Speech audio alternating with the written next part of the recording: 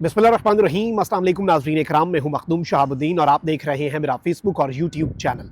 उम्मीद करता हूं आप सब लोग बखैर वाफियत होंगे और जहां भी होंगे अपने अहले खाना समेत खुश भी होंगे और महफूज भी।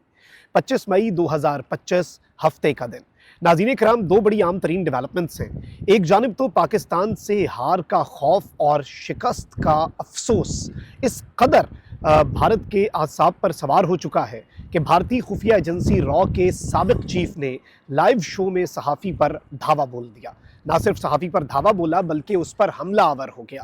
लाइव शो के दौरान क्या कुछ होता रहा और किस तरह से ये भारत के अंदर जो बढ़ती हुई फ्रस्ट्रेशन है ऑपरेशन सिंदूर की नाकामी और ऑपरेशन बुनियानुम मरसूस की कामयाबी के बाद, उस हवाले से ये एक बहुत वाज़ेह इशारा है। इसके साथ ही साथ लंदन में पाकिस्तान की एक्ट्रेस हैं मायरा खान, किसी तारुफ की मोहताज नहीं है। आपको मालूम है कि भारत में भी काम कर चुकी हैं और शाहरुख खान के साथ उनकी एक फिल्म आई थी रईस। और ये जो हालिया पाक इंडिया कॉन्फ्लिक्ट है, इसके बाद मायरा खान की तस्वीर मुख्तलिफ जो वीडियोज़ और गाने लगे हुए थे यूट्यूब पर, उनके थंबनेल्स से भी भारत के अंदर हटा दी गई थी। तस्वीर तक थंबनेल्स पर से हटा दी गई।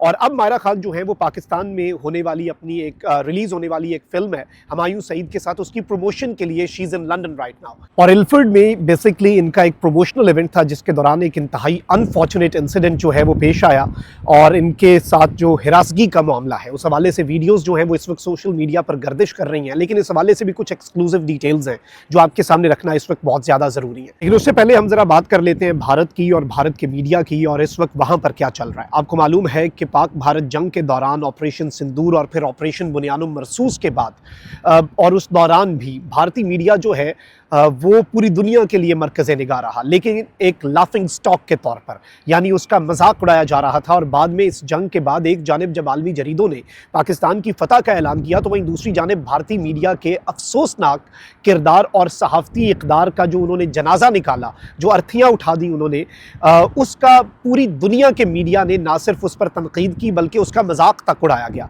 और भारतीय मीडिया जो है वो इस पूरे कॉन्फ्लिक्ट के अंदर अपनी क्रेडिबिलिटी ऑलरेडी खो चुका है।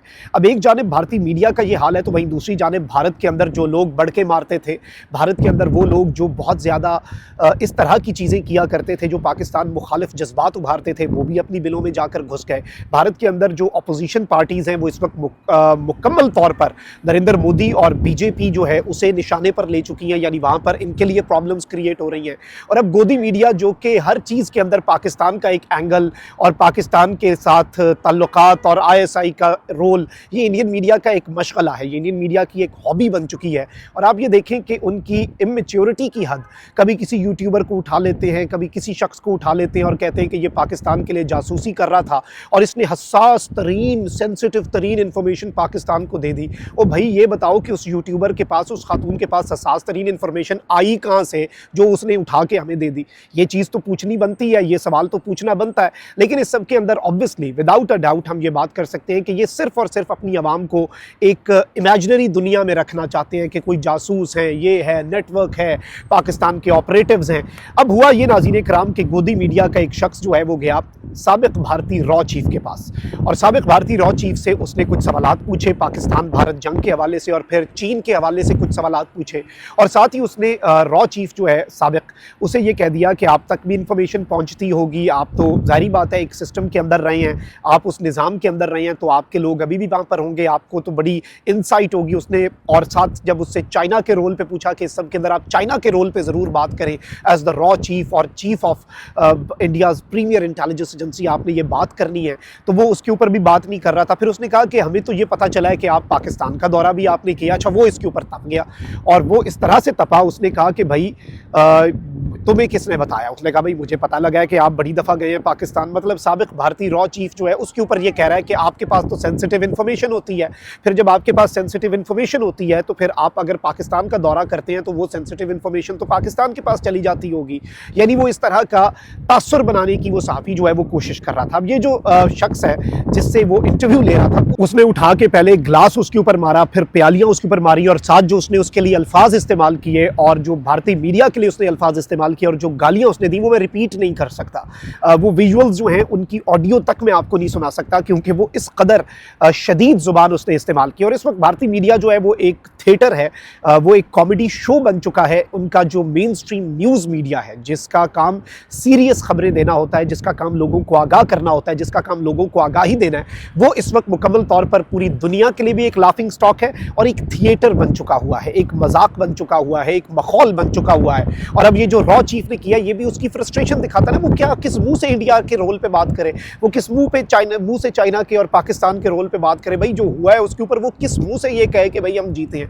और जब वो इस तरह की बातें नहीं कर रहा था तो रिपोर्टर जो है वो उसके ऊपर चढ़ दौड़ा, और जब रिपोर्टर हल्का सा चढ़ दौड़ा तो फिर वो तो उसने फिर उसके साथ वो किया, उसे थप्पड़ पड़ गए, घूंसे पड़ गए, वहाँ पर प्लेटें टूटी, वहाँ पर पिरचें टूटी, प्यालियाँ टूटी, ग्लास टूटे, और जो फिर मुगालजात और जो फिर गालम गलोच हुआ वो भी अल्लाह की पनाह। लेकिन ये ओवरऑल अगर मैं इसे देखूँ ना कि इसमें से हमें क्या टेक अवे क्या है, टेक अवे ये है कि दे आर फ्रस्ट्रेटेड, और इतना फ्रस्ट्रेट हो चुके हुए हैं, इतना वो परेशान हो चुके हुए हैं, इतना अंदर से वो हिल चुके हुए हैं कि उन बेचारों को खुद भी नहीं समझ आ रही कि हम रिस्पॉन्ड कैसे करें और इस सब के अंदर हम करें तो करें क्या। अब नाज़रीन इकराम, एक तरफ तो ये डेवलपमेंट है, तो वहीं दूसरी जानिब आगे बढ़ते हैं। लंदन में मायरा खान जो है उनकी एक फिल्म आ रही है, पाकिस्तान की फिल्म है, और लंदन में भी रिलीज़ हो रही है, पाकिस्तान में भी रिलीज़ हो रही है, हुमायूं सईद के साथ लव गुरु। अब ये फिल्म जो है ऑब्वियसली पूरी दुनिया के अंदर फिल्म स्टार्स जो हैं वो प्रमोशन करने जाते हैं, और मुख्तलिफ प्रमोशनल इवेंट्स होते हैं, लोगों के साथ मीट एंड ग्रीट होता है। फिर इसमें जो आपकी मार्केटिंग कंपनीज होती हैं वो आपके इंट्रैक्शन रखवाती हैं। फिर उन्हीं मार्केटिंग कंपनीज या फिर जो भी प्रमोशनल कंपनीज होती हैं, उन्हीं का ये काम होता है कि बैरून मुल्क जब जाएं तो वहाँ पर सिक्योरिटी और हालात को कंट्रोल करना और हर चीज़। अब ये इस तरह के लगातार इवेंट्स चल रहे थे मायरा खान के, और मुख्तलिफ पाकिस्तानी कम्युनिटी के साथ भी इंट्रैक्ट, और ऑब्वियसली मायरा खान की एक अपनी फ़ैन फॉलोइंग इंडिया के अंदर भी है, तो इंडियन कम्युनिटी लंदन में, तो फिर ऑब्वियसली पाकिस्तानी फिल्म रिलीज़ होगी तो वो भी जाकर देख सकते हैं।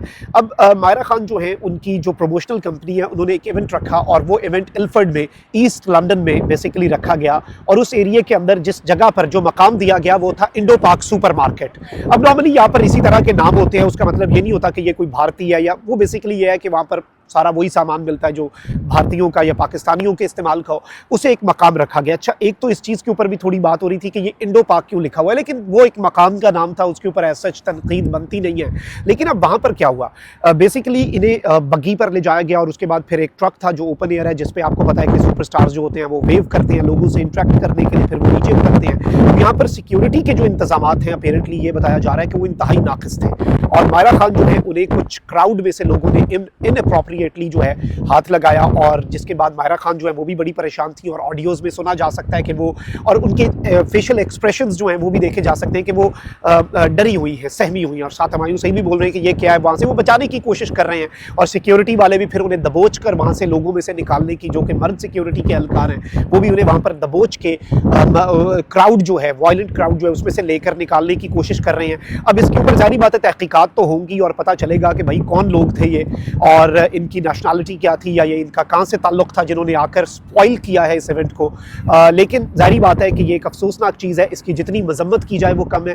और बरतानिया के अंदर जारी बात है उन लोगों को ट्रैक डाउन भी कर लिया जाएगा, क्योंकि बहुत सी वीडियोज़ अभी मजीद आ रही हैं, और लोगों की बनाई हुई वीडियोज़ में से भी चीज़ें पता लग जाती है कि कौन इस तरह से हाथ लगाने की कोशिश कर रहा था और कौन नहीं, तो उन्हें ट्रैक करना कोई ज़्यादा मुश्किल नहीं है। अब इसमें एक चीज़ तो यह है कि सबसे पहले जो सिक्योरिटी कंपनी है उसे जवाबदेह होना चाहिए, और ऑब्वियसली उसे अपोलोजाइज़ करना चाहिए जो वहाँ पर मिसमैनेजमेंट हुई है।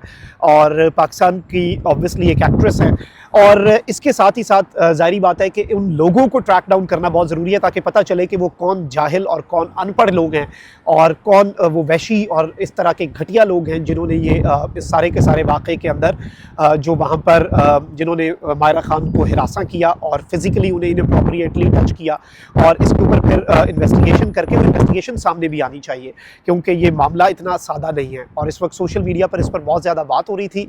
मैंने लंदन में भी यहीं पर मौजूद हूँ, तो मैंने कुछ सोर्सेज से भी बात की, तो वो यही बता रहे हैं कि मिसमैनेजमेंट थी बहुत ज़्यादा, क्राउड फिर बिफर जाता है। लेकिन क्राउड बिफरने का मतलब भी कतन ये नहीं होता कि आप किसी खातून जो है उसे गलत तरीके से हाथ लगाएं या कुछ भी, आप तहजीब के दायरे से बाहर निकले।